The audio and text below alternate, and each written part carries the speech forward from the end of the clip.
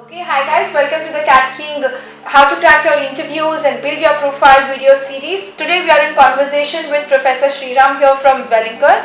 So before we start ahead on asking you questions and all of them, so I would want to know more about your journey. How has that been? So my journey has been very exciting. I think the first part is that most of us don't logically select the journey we actually pass through. It is through iteration and some process of selection that you do. So what you start to do in the beginning of your career may or may not be what you end up with. In my case, I was basically a biochemist. I never wanted to do any work in the lab. So I thought the closest one to do was something in the work of pharmaceuticals. So that brought me to a pharmaceutical company. And once I came to a pharmaceutical company, I realized that one of the key things that needs to do is in sales. So if you don't know who your customer is, be it in finance, be it in marketing, be it in operations, unless you know what sales are.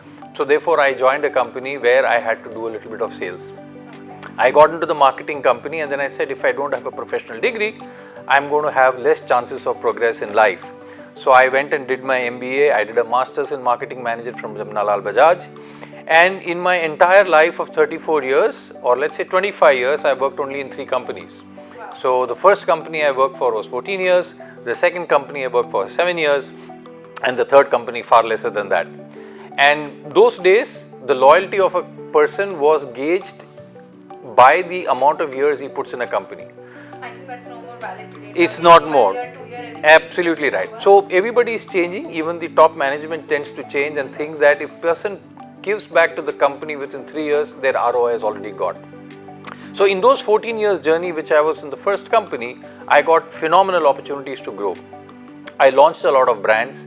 From a product manager, I became a group product manager. From a group product manager, I became a marketing manager. From there to a marketing director.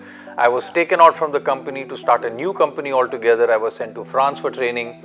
I worked in France for about 3 months, then came back and started another company. So it was a fantastic journey to have.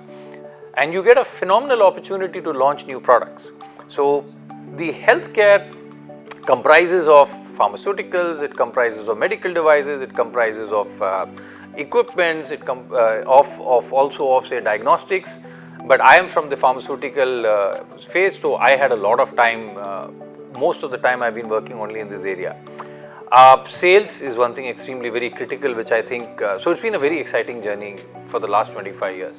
Interesting. So when you've been through your MBA from JBIMS, which was there, and then you have these things. So what would you say before an MBA, since most of the people are going to be at the phase where they're going to start their MBA preparation and all of them. So do you think these all extra things like doing some extracurriculars or your co-curricular activities helps to before your MBA or any time in your life on your resume? So I have been very passionate about extracurriculars, but it has to be slotted in the time frame that you want to do it. So I have played university level basketball for Bombay University, but there is a particular time you say this is it and no more. Yeah. And when you get into an MBA program or any such professional courses, then the course sort of takes over more than any of the extracurricular activities. But how extracurricular activities helps you is basically brings out the best in you. It brings out leadership qualities, it brings out team leadership, it talks how you can work seamlessly in a team, how you can lead a team, empathy, listening skills, all this starts to develop. But those are the softest parts. But in a true blue MBA, I personally don't see extracurriculars, especially of the nature of sports, having a very big role to play, at least in India. If it isn't towards competitions, I definitely encourage it. If it is a high level competition where Ivy League colleges are taking part and you win that competition, it's a really great thing for you. But otherwise, apart from any of the other things, I don't think it plays a big role. So your perspective would be that it should be either at a good competitive level, that you're doing something, that it's really good and it's an advantage. Otherwise, at some point of time, it helps to showcase just your qualities like your leadership and team building, which will help in pre-MBA phase for an interview. Absolutely. So we can break it up into 2 parts. People who come and do MBA are either those who are freshers, or there are those who actually have a work ex and then do an MBA. So let's talk about the freshers. When the freshers come for any MBA program, all he or she has is a set of marks. There is nothing else which is telling him or her about what she can bring to the corporate world. In such cases, when he or she highlights the fact that I have been in this level of competition, either in sports or in other extracurricular activities, it helps that person's case. In the case of somebody who's already worked in the industry, then I as an interviewer would not want to look so much at that part of where he's done extracurriculars. I would want to know what is the value add that he gave to the company which he left and come and did What his is the MBA. achievements in that focus? Yes. So therefore it sort of straddles a little bit more based on which kind of a person you are. If you are a fresher, then it tends to help. But if you are a person who's already got work ex under your belt, then this may not have so much of weightage, is what I would do as an interviewer. Okay. And how about working for or volunteering, working for non-profit organizations and NGOs? Do you think that's important and does that help?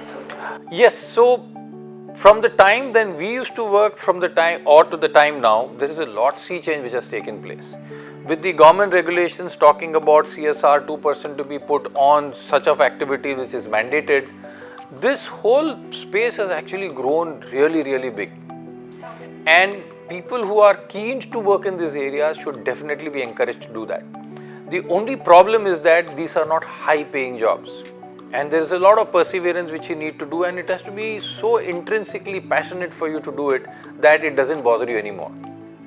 But yes, if you do any of those activities, that actually helps. It just opens up your vista a little bit more. Maybe you see a customer in a different light, even if you are doing something which is commercial in nature. You are able to empathize with him or her far better if you have any of these activities.